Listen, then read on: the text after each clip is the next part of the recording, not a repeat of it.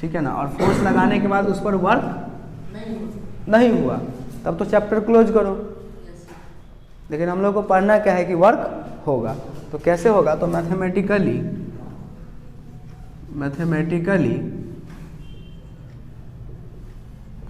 Work is defined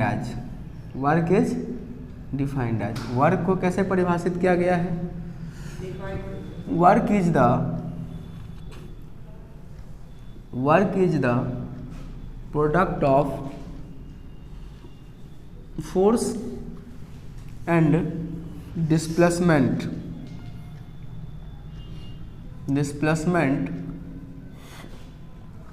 along the direction of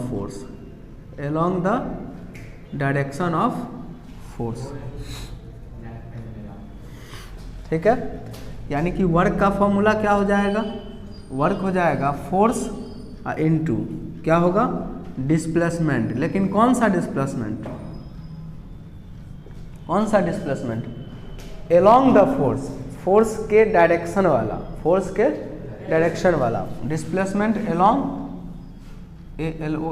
along force के along displacement हो जाएगा, ठीक है।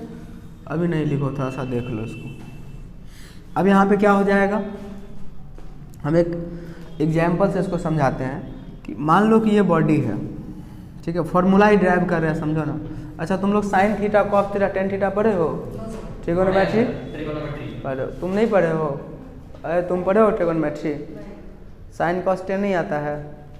अच्छा चलो कोई बात नहीं, आ जाएगा,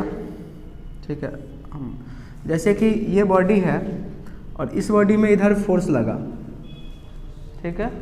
या फिर हम लोग इन जनरली क्या करते हैं कि फोर्स ऐसे ना लगाते हैं,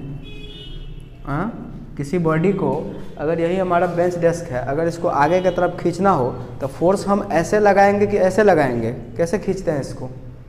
प्रैक्टिकली, क्या करते हैं, इसको अगर खींचना हो आगे की तरफ तो हम ऐसे लगाते हैं, सीधा फोर्स लगाते हैं कि ऐसे लगाते हैं,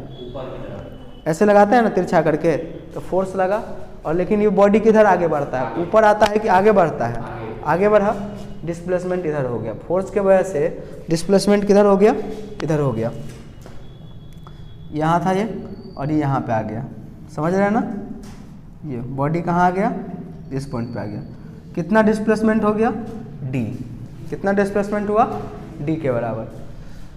इसके बीच का एंगल तो समझते हो, इसके बीच का एंगल कितना है, थीटा है। अच्छा, अगर हम पूछा जाए कि वर्क कितना होगा, देखो फोर्स तो हम अप्लाई किए हैं,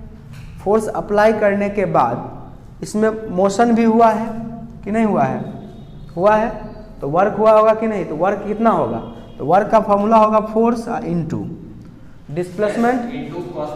डिस्प्लेसमेंट किधर के तरफ, डिस्प्लेसमेंट फोर्स के डायरेक्शन में, तो अब यहाँ पर डिस्प्लेसमेंट इधर के तरफ, यहाँ तक डी है, तो इस डायरेक्शन में ये वाला डिस्टेंस कितना होगा, तो यहाँ से क्या करो, एक परपेंडिकुलर खींच दो,